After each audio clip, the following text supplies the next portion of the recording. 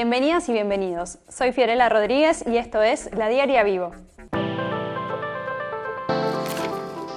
COFE aceptó propuesta de recuperación salarial del gobierno.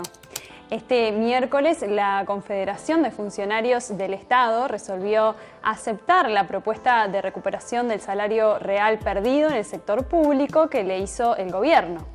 Tras la Asamblea Nacional de Delegados en la que se tomó la decisión, el presidente de COFE, Martín Pereira, informó que resolvieron avanzar en la firma del convenio salarial con el Poder Ejecutivo, que asegurará la recuperación salarial de la gran mayoría de los trabajadores. La fórmula consensuada entre ambas partes estará dentro del proyecto de rendición de cuentas que ingresará el jueves al Parlamento. El planteo del gobierno comprende al 85% de los trabajadores públicos y contiene una recuperación gradual de los salarios más sumergidos que se extiende hasta 2025. En rueda de prensa, el ministro de Trabajo, Pablo Mieres, indicó que la cifra global de aumento será de 6% para el final del periodo. En cualquier caso estamos hablando de que la cifra global de aumento para los funcionarios públicos está en ese orden, está en el entorno del 6%. A ver, eso es la recuperación salarial de aquí al final del periodo, para que se tenga clara la idea, porque la gente que no está en el detalle puede pensar, bueno, ese es el aumento que va a haber el 1 de enero. No, esto es la recuperación que hay que distribuirla en esta rendición de cuentas y en las siguientes dos.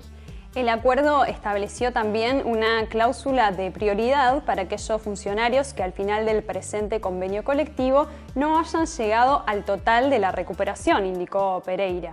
Según las estimaciones de los funcionarios públicos, en 2020 se registró una caída del poder adquisitivo del 5%, dado que la inflación subió más que los salarios. En 2021, la pérdida acumulada fue del 6%, lo que coincide con el acuerdo alcanzado según la cifra que dio Mieres.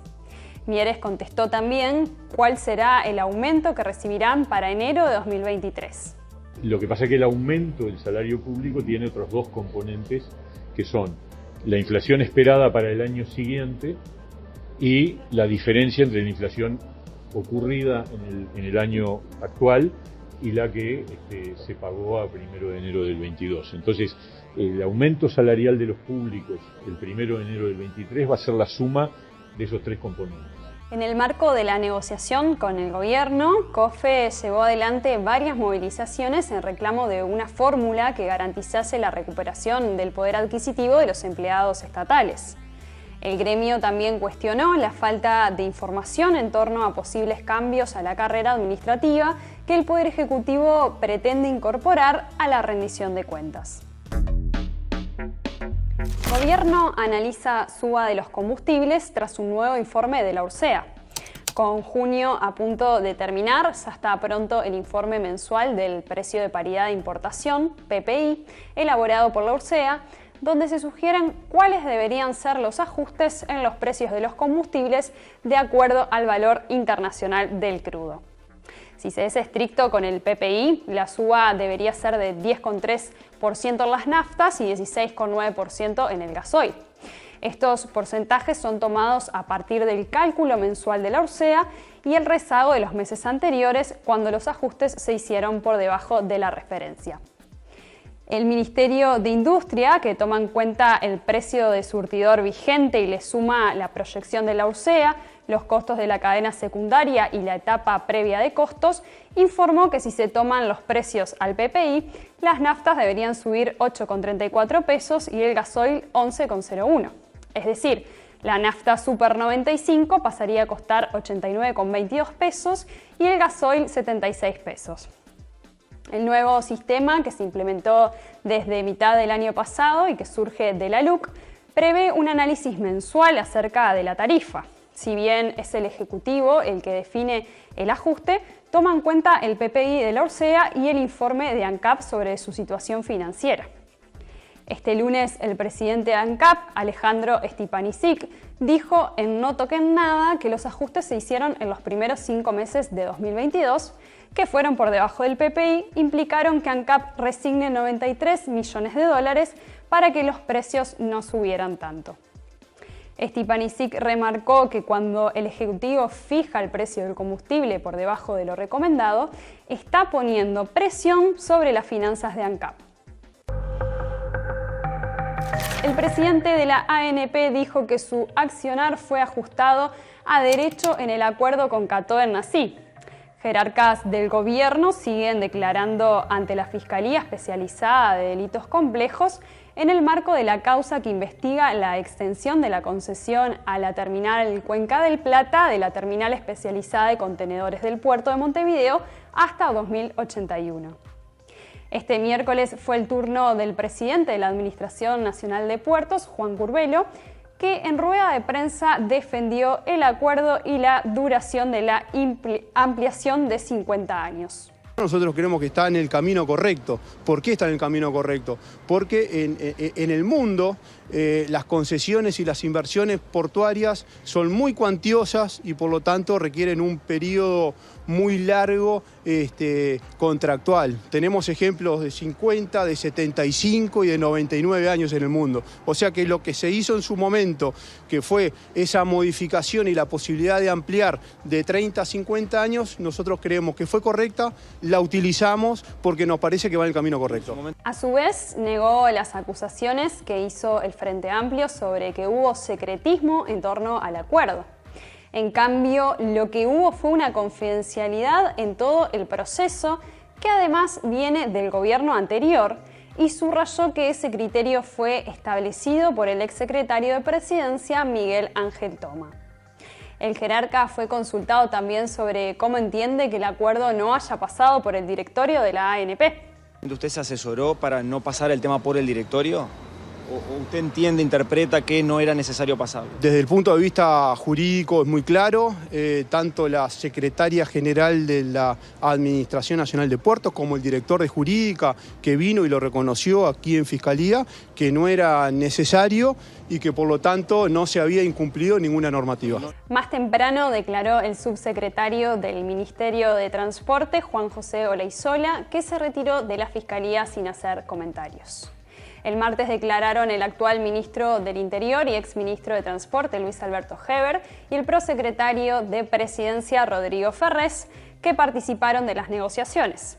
Al igual que Curbelo, ambos defendieron el acuerdo. El desempleo subió a 8,1% en mayo.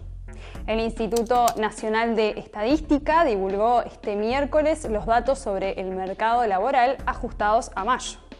La tasa de actividad está en 61,7% y permanece igual desde abril, mientras que la tasa de desempleo bajó 2 décimas, a 56,7%.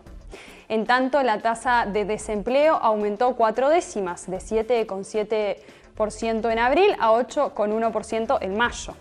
En números absolutos, esto significa que hay 5.300 personas ocupadas menos y 6.400 personas más desempleadas que el mes pasado.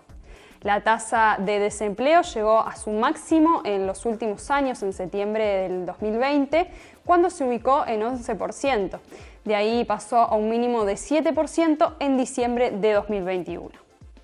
Según opinó el economista Nicolás Sichevsky, gerente de CPA, el empleo tuvo una mínima caída frente al nivel que tuvo entre enero y marzo.